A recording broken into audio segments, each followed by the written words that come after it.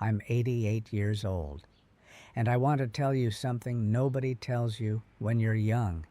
Getting old alone is not what you see in the movies. There's no soft music, no grown children bringing soup, no grandchildren running through the hall. For a lot of us, it's just a Tuesday, and the house, and the sound of your own breathing. I'm not saying this to make you sad. I'm saying it because I think you already know what I'm talking about. And nobody ever says it out loud. So today, I will. Here's the fear nobody names. Not death. I'm 88. I've made peace with that a long time ago. Most women my age have. The fear is something smaller, something that lives in the kitchen at 6 a.m. What if I fall and nobody comes? I keep my phone in my housecoat pocket every single morning, when I take out the trash, when I go down the porch steps, when I get in the shower, not because I'm paranoid, because I'm alone, and I know exactly what that means at my age. Think about that for a moment. Living your whole day around a silent backup plan. Nobody talks about that, because it feels like admitting something shameful. It's not. It's just the truth of this life. Here's another truth. Nobody prepared me for this kind of quiet, not peaceful quiet. I know what that feels like, sitting on the porch in the evening, birds, a light breeze. That's a good quiet. I'm talking about the other kind, the empty kind. You cook dinner, you sit down, and there's no one to say, "How was your day?" There's no one to complain about the weather to, no one to tell about the strange dream you had. Just you and the fork against the plate and the hum of the refrigerator. I used to have a full house. Children underfoot, a husband with opinions about everything, dogs, noise, someone always needing something from me. I didn't always appreciate it then. Now I'd give a great deal just to hear someone walk through that door. Because here's what they don't tell you. You don't just lose the people. You lose the noise they made. And sometimes that noise was the love. I have a cat. She's old too. Some people smile when I mention her, like it's a small thing. It isn't. She's the reason I get up at the same time every morning.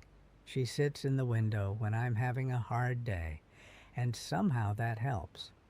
There's one living soul in this house that knows my routine, that notices when I'm quiet, that curls up next to me at night. That's not nothing. That's a great deal, actually. Some of us didn't grow old with people. We grew old with our animals, and there's no shame in that, not one bit. I've noticed something about women who age alone. We're tough. Not the loud kind of tough, the quiet kind. We fix things ourselves. We figure things out. We don't ask for help easily, sometimes too easily, and that's its own problem. But we keep going. We get up. We make the bed. We eat breakfast. We go on. Society doesn't notice us much. Loud enough, I suppose. But I'll tell you what I know after 88 years. There is something deeply honorable about a person who keeps going when nobody is watching, when nobody is clapping, when nobody even knows. That's most of us in this room right now. Loneliness at this age is a strange thing. It's not always crying. Sometimes it's just wanting someone to witness your life, to say, "Yes, I see you. I know you're here. I know you matter." We weren't made to be invisible. But somewhere past 70, past 75, the world starts looking through you. Stores don't see you. Your own family gets busy. You stop being asked for your opinion. And you start to wonder if you're slowly fading out. You're not. I want to say that plainly. You are not fading. You are not invisible. You are not less because the room got quieter. Here is the thing that keeps me going.